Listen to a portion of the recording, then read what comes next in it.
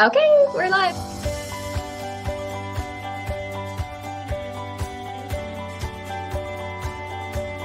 Hi, everyone. We are Sunflowers and Red Feathers. I'm Christina. And I'm Stephanie. We are two moms living in the before and after of child loss. Join us in this journey as we share our stories of not only loss, but how life after loss can still be full of beauty, love, hope, and joy. Be sure to follow us on Facebook and Instagram and subscribe to our channel to stay up to date on when we post a new video. Bye. Bye.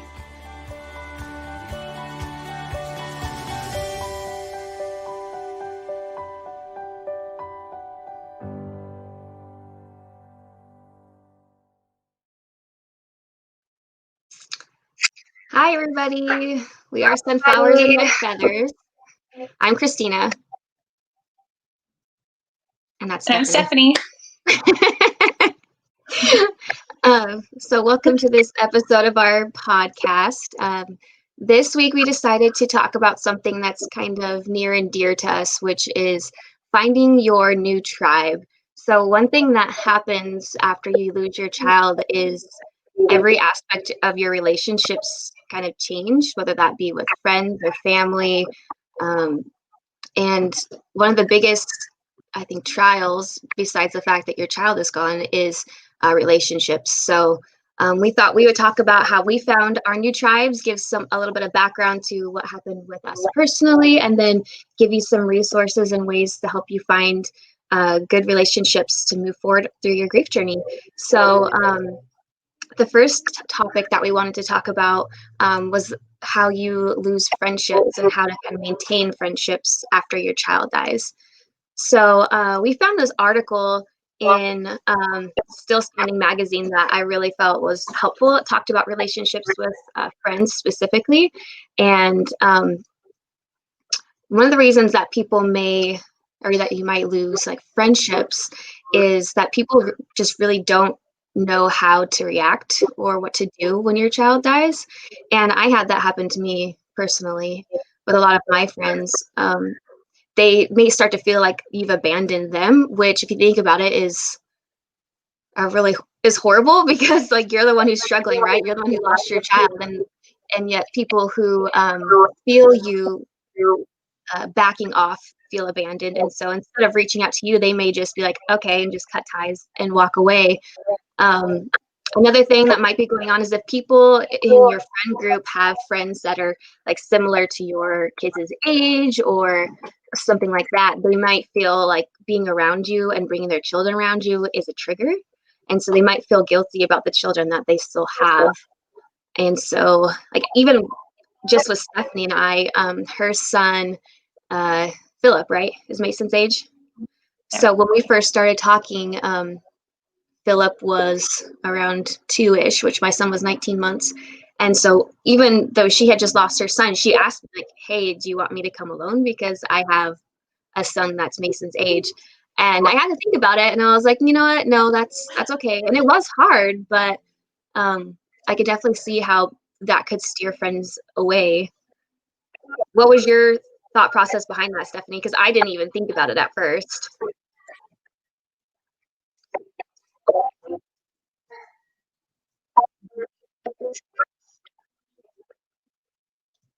Okay. Can you hear me? For me, I don't know. Can you hear me? Now I can. Okay. Sorry, I keep cutting off. Yeah. So a lot of my mom friends had kids that were all the same age as Josh. And so I didn't get invited to play dates anymore. that that was hard for me. And at the beginning, like everybody wanted to be my friend. Everybody. Like I had so many people that were like, hey, let's do stuff or whatever. And then like after 2 weeks, that stopped. And all my new best friends were all gone. And then, yeah, I didn't get to go to any of the stuff that I used to go to because I didn't have a kid that age anymore. And so that was hard. But yeah, I remember asking you if it was okay if I brought Philip, and I felt so silly afterwards. But yeah, it's just something you don't think about. And then you're like, oh, yeah, that makes sense. Yeah. Yeah, but that definitely can be a trigger for some people, especially when you're missing those milestones. So I know for you, we've talked about how like the next school year came around and all of the kids that were in Joshua's class, went to the next grade and Yes, yeah, all those kindergarten pictures. Oh, yeah, had me a mess all day long. yeah, Um, but also in our journey, we don't just lose our friends. Some of us actually lose family, and that can be even more hard on your heart. Sometimes they just don't understand and they can't handle the change in you. Change is inevitable when you become a grief mom. Um, there's no way that you can be the same person that you were before. And that's hard for them. They start getting uncomfortable. They can even resent that change in you and they withdraw. yeah. And that's kind of an unfortunate part of how it goes. They take it personally and they want you to be that normal person that you used to be, but you just can't be that anymore. Another thing that I've faced in my family, so I hate calling people out just in case they listen, but I know for like my husband's side of the family, they grew up, or like my in-laws, you just move on. You get over it. You don't talk about your grief. You don't talk about the person that passed away. And so for us, like they came over the night we lost Joshua and we weren't allowed to talk about our son. And it was Oh my hard. gosh. And it's still that way. If we bring up Josh in anything, they automatically change the subject. We are not allowed to talk about Joshua at all. Why do you And think that is? it's because of the generational. That's how they were raised. You pick yourself up, you move on, you get over it, and you don't talk about it. And that's how they were raised. That's how their parents were raised. And I find that that's fairly common with our parents or our grandparents' generation. Some of them just aren't allowed to talk about their feelings. Hmm. So that was something that we've dealt with. It's really hard on Jared because my husband, Jared, sorry, he wants to talk about Josh and he wants to be able to talk to his dad, but he can't. And Yeah. so that's why we need other groups and other things to go to. So, Yeah. And one of the things that happened with in my little friend group, I actually have maybe two friends from our original friend group that were all our age. My husband and I were the first to have kids. And so not only was that like kind of a not a barrier, but it set us aside from our other friends who were unmarried, no children. But then we had, our son Mason, and then after we lost him, our friends, were still in this other era of their lives, and they're kind of like, so do we start inviting you to come to parties again? Like what do we do? And some of our other friends were more like they didn't know even what to say to us anymore, and so they just chose to say nothing. And I can think of one person specifically who, like a year and a half later, um, was out of town or like going to school out of town and came back into town and was like, "Hey, what are you guys up to?" And met with them, and he was just like, "I'm so sorry. I didn't know what to say, and so I just kind of removed myself from the situation." And I flat out told him, I was like, "That broke my heart. Like you were a really good friend of mine, and I felt like you either didn't care or just had forgotten about us." And I think people don't think, I'm just one person. They're not going to notice, that I didn't say anything, but we do. Like we yeah, remember every single person who reached out to us and helped us. We remember every single person who said something that was not helpful. And then on the better side of things, like we remember every single person who was there with us through the hardest parts. So if you know somebody who just lost a child and you think, oh, I'm just an acquaintance, or that person's not going to notice if I don't say anything, you'd be surprised. So it's say true. something. If you have even the slightest faint memory of their child, tell them, because those are all we have left, and those mean everything to us. I've had people that went to my church or that were friends from high school 10 years ago that I haven't talked to in 10 years who are like, hey, I followed you on social media and I saw when you were pregnant and then had your son, and just I saw him and he was just a bright, joyful person, a joyful face on Facebook. And, it broke my heart when he died. And that meant the world to me. So even though they didn't even know him, he was changing people. So Oh, anyway, that's no, I like it. It's so true though, because you do remember. And I mean, we get it. We know that if you haven't experienced this, you have no idea like what it's like. It's hard. I mean, you don't know how to travel that person's worst day ever if you've never experienced that kind of worst day ever, you know? right. But those little things that you do to reach out to that parent means the world. I remember it was just a couple days after we lost Joshua, and somebody sent me a message on Facebook, and it was a lady that had gone to church with us, and she had moved, but she was like, I just remembered this story about Josh, and it was hilarious. It had me rolling on the floor. Like in the middle of all my grief, I was laughing so Yeah. hard because of the way this lady described my kid, and that's how she remembered him, and it was the best ever. I think he had like stood up and he in his little primary class at church, and he had prayed for Batman. Just something really random and funny, but she thought it was hilarious. Oh, And the way she told the story, I was like, she knew my kid. That's him. yep. That was Those Joshua. little moments, if you have anything like that you can give to a parent, that is the greatest gift that you can give to them at that time or anytime. Like even still 3 years down the road, like if somebody Yeah. mentions Joshua or something, my heart just explodes and I get super excited because they remembered my baby. So yes, do Yeah. that all the time. Yeah. I And love people it. sharing pictures, pictures are priceless because that's all we have. And if they're pictures that somebody else has taken that you've never seen, especially now, like people take pictures on a whim, right? Oh, they're doing something funny, snap a photo. I may never have seen that photo. And it's a part of my kid that I haven't seen yet. So if I had somebody share a couple pictures from church, like a church group that we were in, and I just broke down and crying. I was like, oh my gosh, like I remember that day, but I've never seen that picture. So it was really sweet. So Yes, anyway, get it. yeah. So, So, another thing that's important is just, finding those new friends. So for yeah. us, so Christina and I, we were able to find each other in our grief and be able to work through that. Mm, And there are people out there that are willing to be that for you. mhm. There's lots of support groups. I'll let Christina talk about the support groups that we can find and that we can do. Yeah, so while I was doing some research online, I came across this article on lovetoknow.com.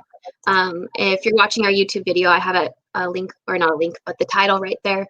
So if you go to lovetoknow.com and you look for the article, Best Places to Find Grief Support for Parents, I started to type them all out, but there was a huge list. So amongst others, there was like the Compassionate Friends, which Stephanie and I go to a local group here. And then there's a Bereaved Parents USA, Mothers with Angels, GriefNet, and then the list goes on from there. There's some that are supposed direct or specifically, that's what I'm looking for, specifically for moms, for parents, and they even have groups for like siblings. Even the Compassionate Friends has a group for siblings. So if you go to that website, there's like lots of resources for you. Stephanie and I just happened to, well, she found me because both of our stories were kind of uh, news headlines. And so she saw my son's story and reached out to me after her son died.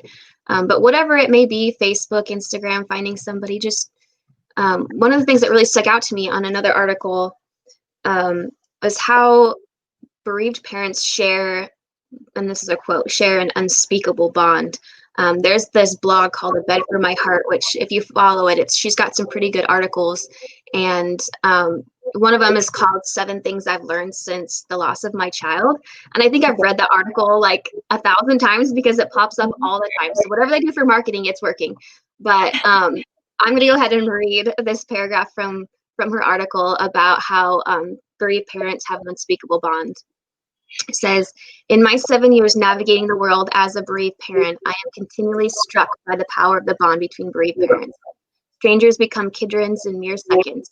A look, a glance, a knowing of the heart connects us, even if we've never met before. No matter our circumstances, who we are, or how different we are, there is no greater bond than the connection between parents who understand the agony of enduring the death of a child. It's a pain we suffer for a lifetime, and unfortunately, only those who have walked the path of child loss understand the depth and the breadth of the pain and the love story. And Love that, that. I know it's so true. I can definitely speak for that when I've been to some TCF support group meetings where Stephanie or I have been leading, and you see a new face walk up and you can see the grief in their eyes, and you just make eye contact, and sometimes you just cry. Like there's nothing else you can do. You're just like, I get you. I've been there. I remember that. So There is something so powerful about knowing, and you know their heart, you know their pain, you know exactly where it's coming from, and it breaks your heart because there's nothing you can do to fix it. But at the same time, just knowing that you get it, you get mhm. it. That is a big help. I know that's how it is for me. Um, and I wanted to mention that there's tons of Facebook groups, tons. Yes. Um, and proceed with caution. Yeah. So in my situation, like the first thing I did was go on Facebook and just look up a ton of groups, and I joined them all. I answered all their questions, joined them, and you know what? It was okay until it wasn't anymore. For me, it was important to not necessarily just rehash everything over and over and over again. It was important for me to find that hope to keep going. Definitely not moving on, because that's not something I can do. That's not something any parent can do after the loss of a child, but to find that hope and find the joy that's still in your life. Um, and one thing that I found that was lacking in a lot of those groups was that joy and that hope. And I wanted to be able to find more than that. And so it's okay to unfollow those groups for a little bit until you're back in a place where you're okay. Because there's lots of parents that get on there and they are heartbroken. You're seeing the worst of the worst, and you're reading all these stories, and it can take you down a dark, dark place if you let it. And so proceed with caution. That's my best advice. Yeah. But also, come to us. We can help you find that hope and that joy, because that's what we want to do. We know that it's still a beautiful life, and we want to share that with you as well. Yeah. And along those same lines, parents who are fresh in that grief, I think that's definitely something that you need, is that it's an outlet to be that person who's in that deep dark place. So use it when you need it, and then like Stephanie said, once you feel like you're kind of out of that place and you're ready to see the light again, then um, maybe you can be the person who's offering the joy to somebody who's brand new. Or if you just need to take a step back, there's no shame in that either. I know for a while the TCF meetings were a little bit too much for me, because I felt like I would finally be getting to a point where I didn't feel like I was being swallowed up by my grief, and then having to go to a meeting, I felt like I just got sucked right back in to that place. So you do whatever you need to do on your grief journey. And as far as finding your tribe, just know that whether it be listening to this podcast or reaching out to friends and kind of rekindling relationships, or just letting those relationships go, you just need to do whatever is best and healthiest for you. Yep, I've learned the whole bless and release. Um, that is an important thing to do. It's not easy, but you will find the people that stick around, and they are going to be the ones that you cherish and treasure forever. Anyway, I we want to talk about the giveaway. I totally forgot about that. Yes. So, Woo! yay! So if you've been following our social media accounts, you know that we are doing a giveaway. The drawing is actually tomorrow. So Yeah. go on and make sure that you are liking our Facebook page, you are following us on Instagram, and you are subscribing to our YouTube channel and sharing with your friends. You don't have to be a bereaved parent to be able to do this. Whoever gets in will get their name as well as their friend's name into the drawing, and we will be drawing for 2 of our t-shirts. If you haven't been on our Etsy shop, we have some amazing t-shirts on there, and we have some grief blends. We are excited to share with you and the stuff that we've been working on. So get in on the giveaway. I'm excited to pull a winner. Last thing, so if you're listening to our podcast, today is November 12th, so the giveaway is tomorrow, November 13th, 2020. And we actually just started our podcast, actual podcast. So you can find us on Apple Podcasts, Google Podcasts, Spotify, all of that very shortly. So if you would rather listen instead of watching the YouTube video or reading our blog, you can now do that as well. So as Everett is saying, we will go ahead and be done for today, but feel free to reach out to us on social media, and we'll be talking to you guys again next week. Yes, see you later. Bye.